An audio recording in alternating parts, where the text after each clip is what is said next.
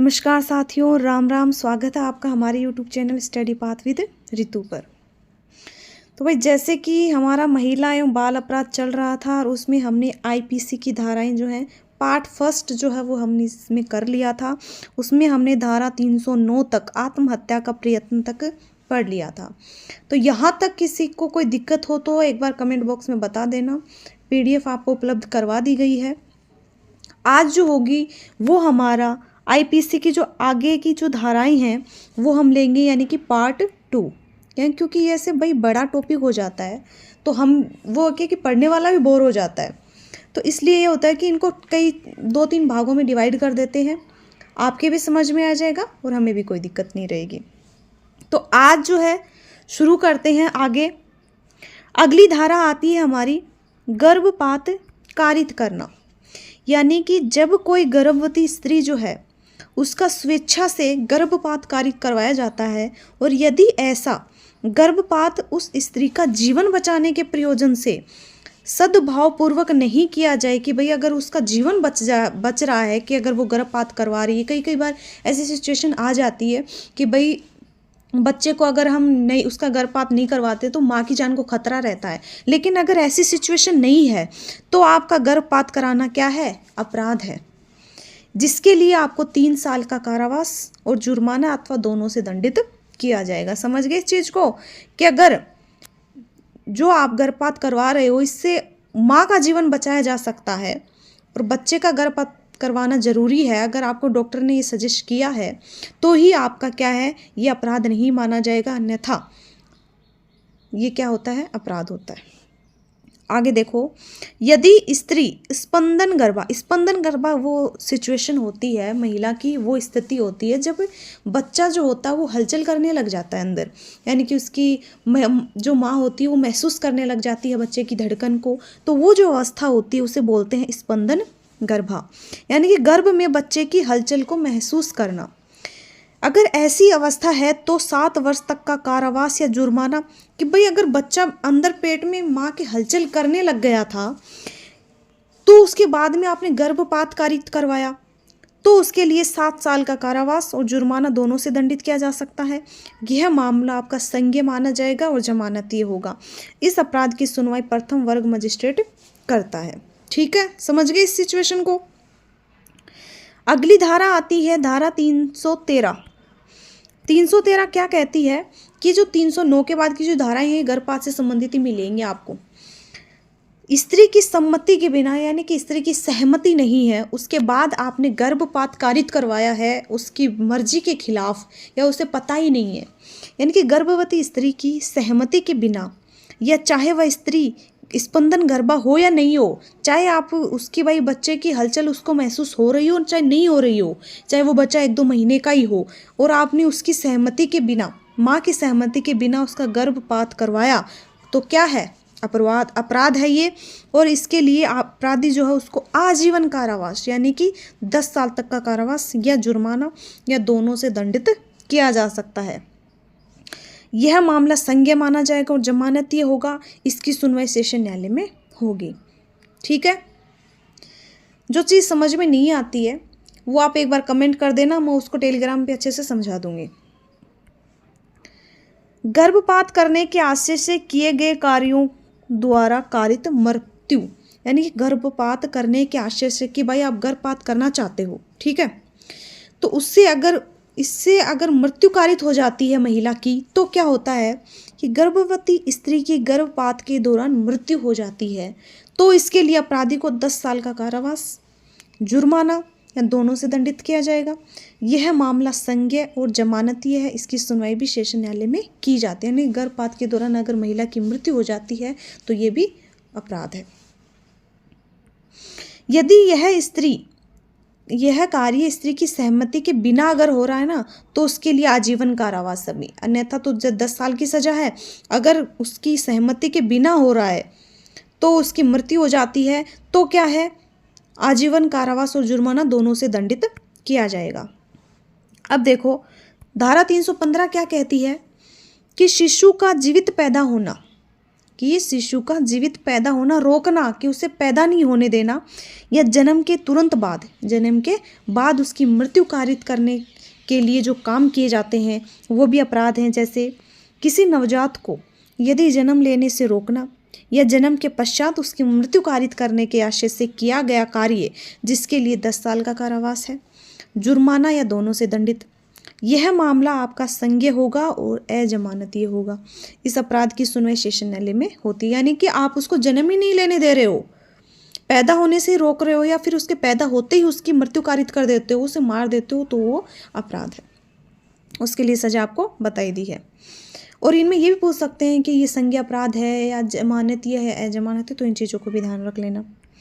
अगला आता है धारा 317, कहती है कि बच्चे के माता पिता या उसकी देखरेख करने वाले व्यक्ति के द्वारा 12 वर्ष से कम आयु के बच्चे का परित्याग कर देना, यानी उसे किसी छोड़ देना, असहाय छोड़ देना, या कहीं कहीं देखो जैसे न्यूज़पेपर में कई चीज़ें हम देखते भी हैं, हमारे सामने भी होती हैं, या कई अखबार में भी आती रहती हैं कि भाई नवजात शिशु को झाड़ियों में फेंक दिया गया, या फिर सड़क पे छोड़ दिया गया, कहीं के भी गार्डन में छोड़ दिया गया।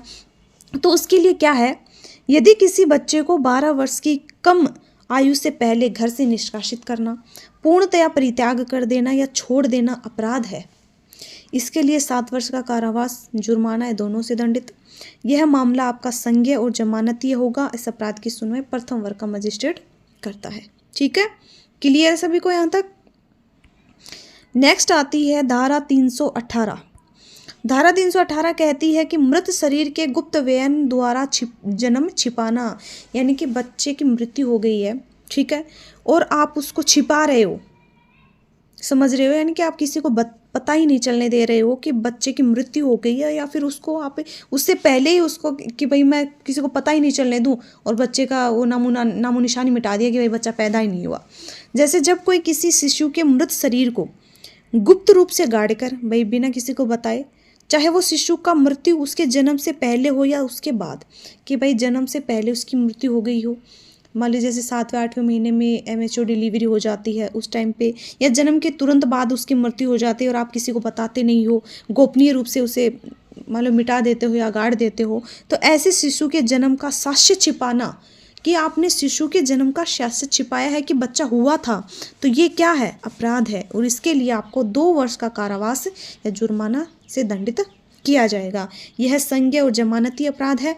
इस अपराध की सुनवाई प्रथम वर्ग का मजिस्ट्रेट करता है। संज्ञेय और असंज्ञेय के बारे में मैंने आपको इससे पहले वाले क्लास में बता दिया था, और उससे पहले भी मैंने अलग से इनके लिए क्लास ले ली थी। फिर आता है धारा 326, क्या कहती है, खतरनाक साधनों के द्वारा स्वेच्छा से घोर उपहति कारित करना, यानी कि खुद को ही नुकसान पहुंचाना खतरनाक साधनों से। जब कोई काटने के किसी उपकरण जैसे चाकू वाकू छुरी, इनसे अग्नि, तप्त पदार्थ, विष, विस्फोटक या ऐसा पदार्थ जिसे श्वास में जाना, कि भाई जिससे हम निगल रहे हैं तो उससे शरीर को हानि पहुंच रही है, जो शरीर के लिए हानिकारक है, इनको स्वयं की इच्छा से करेगा। अगर ये आप स्वयं की इच्छा से करते हो ना, तो भी ये अपराध है भाई। और इसके लिए आपको 10 साल का जुर्माना, 10 साल की सजा और जुर्माना दोनों से दंडित किया जा सकता है। ये मामला भी संज्ञेय है और जमानतीय है। इसकी सुनवाई प्रथम वर्ग का मजिस्ट्रेट करता है। फिर आती है 326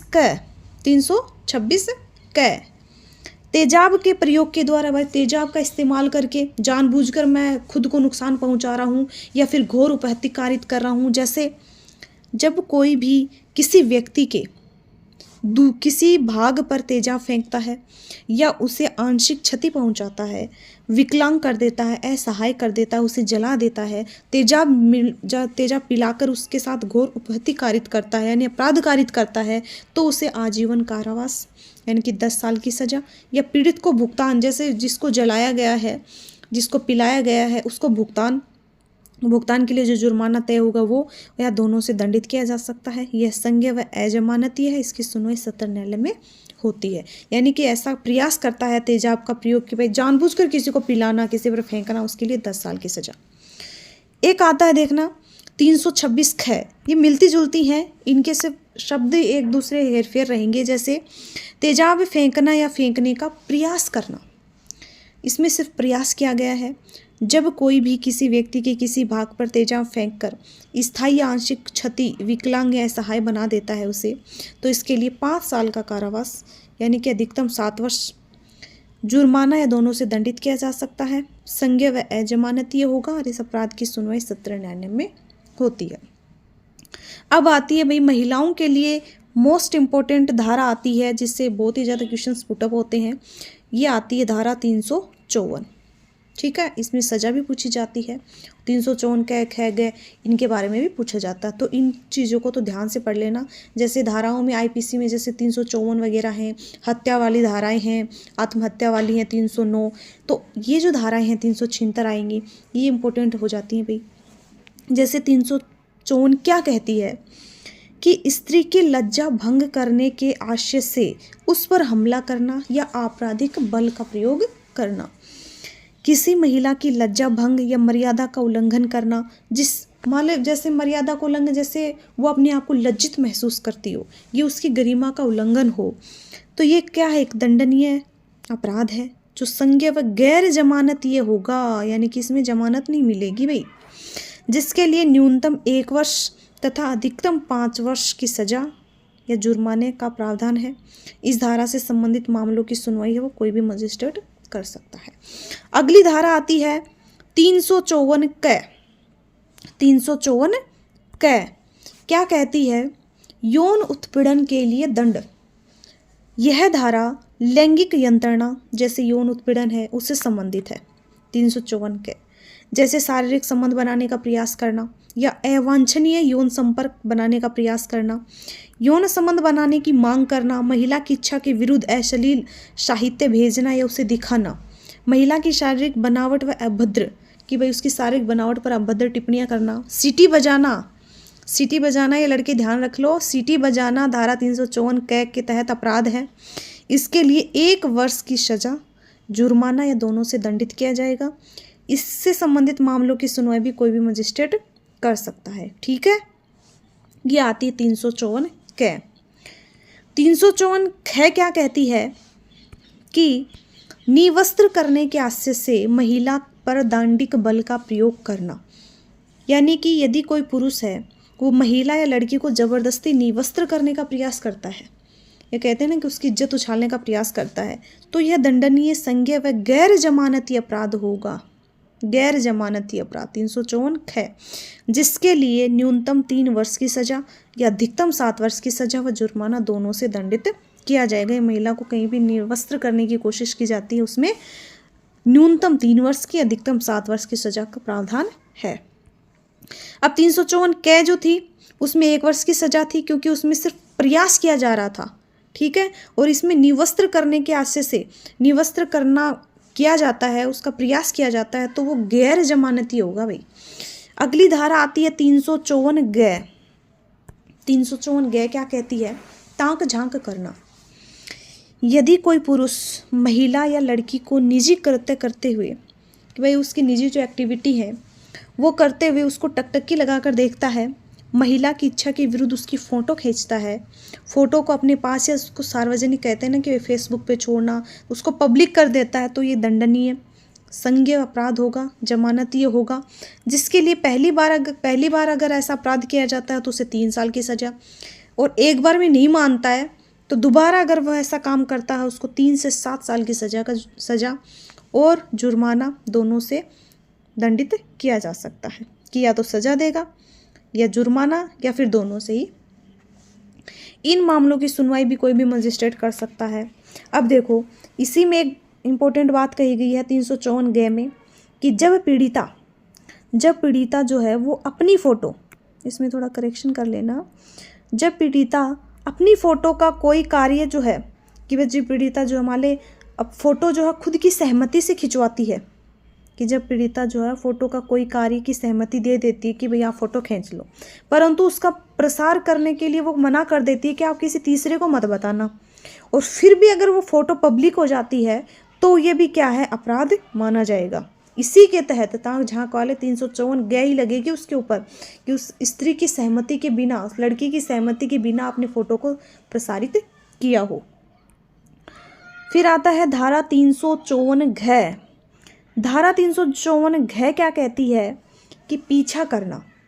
यदि कोई पुरुष किसी महिला या लड़की से संपर्क करने का प्रयास कर रहा है, महिला के मना करने पर भी उसके व्यक्तिगत बातचीत को बढ़ावा दे रहा है उससे, या इंटरनेट हुआ, ईमेल हुआ, इलेक्ट्रॉनिक संचार के माध्यम से महिला पर निगरानी रखता है, उसका पीछा करता है, उसे घूरता है, तो वह अपराधी होगा। यह दंडनीय संज्ञेय व जमानतीय अपराध है।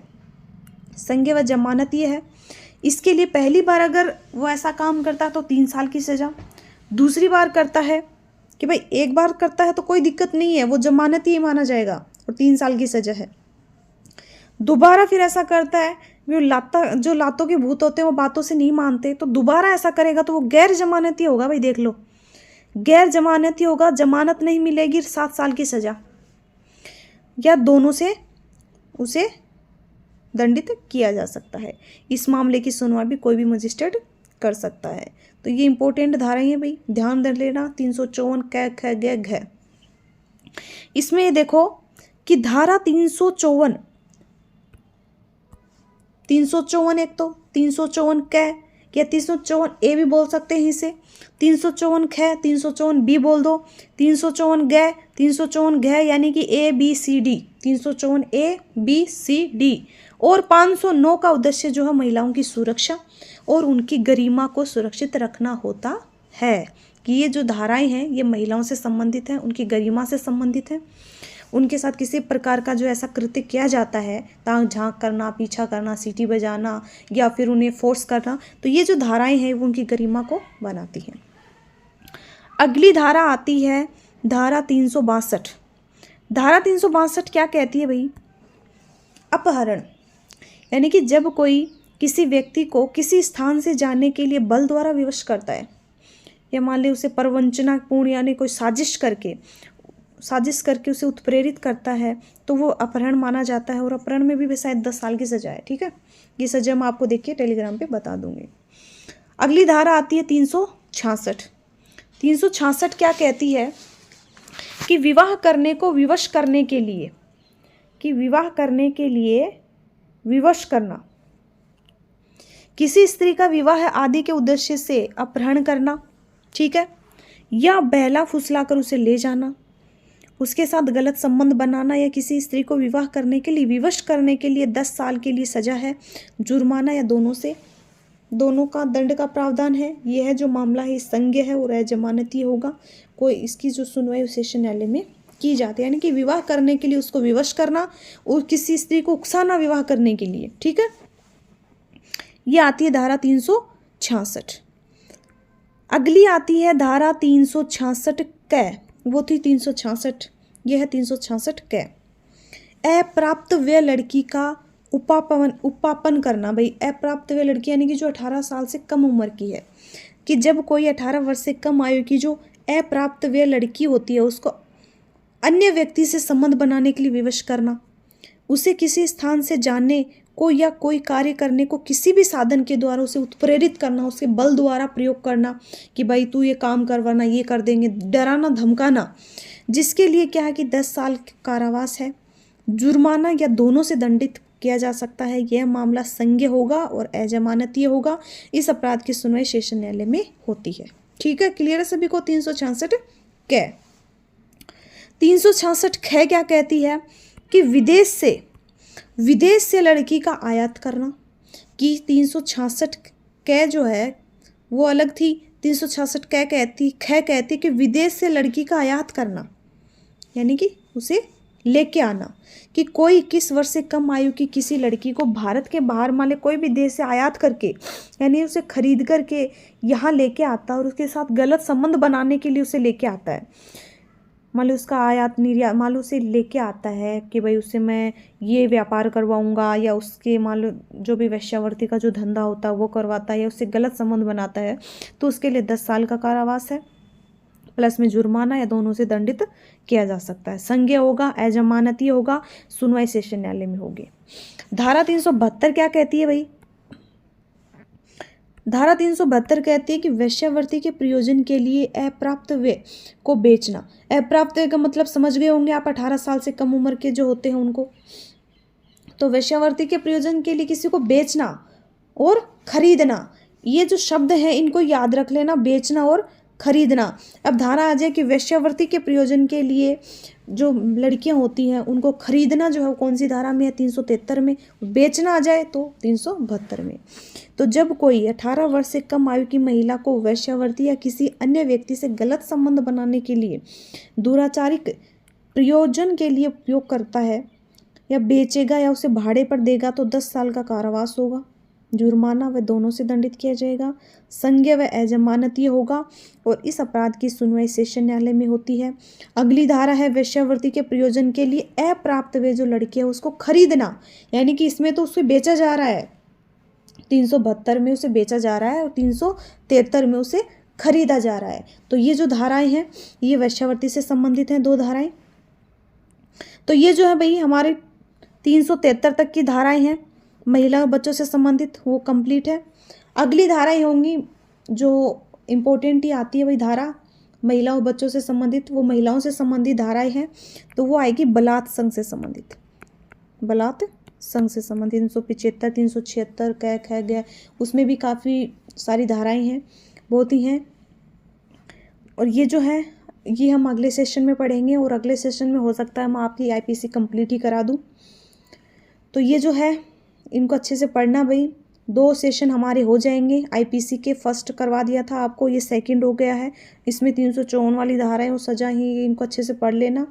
इंपॉर्टेंट धाराएं हैं वो मैं आपको लास्ट में अलग से करवा दूंगी कि इंपॉर्टेंट जो धाराएं जितनी भी 15, 20, 30 कितनी भी बनेंगी वो और अलग से देख लेंगे हम, ठीक है। लेकिन पहले हमारा यही रहेगा टारगेट, कंप्लीट जो महिला और बच्चों से संबंधित उन धाराओं को पढ़ा जाए, समझा जाए उनको, ठीक है। तो ये जो सेशन है ये हमारा यहीं तक था भाई। टेलीग्राम पर पीडीएफ आपको मैंने बता दिया है, आपको जैसे ही क्लास कंप्लीट होगी आपको 1.5-2 घंटे के बाद पीडीएफ मिल जाएगी। अच्छे से पढ़ो, कहीं भी कोई चीज़ समझ में नहीं आ रही है तो आप कमेंट कर सकते हो, ठीक है। और जल्दी हम एक व्हाट्सएप ग्रुप भी बनाएंगे जिसमें आपको कोई भी प्रॉब्लम आती है तो आप मेरे से शेयर कर सकते हो, ठीक है। तो मिलते हैं नेक्स्ट सेशन में, आज के लिए धन्यवाद।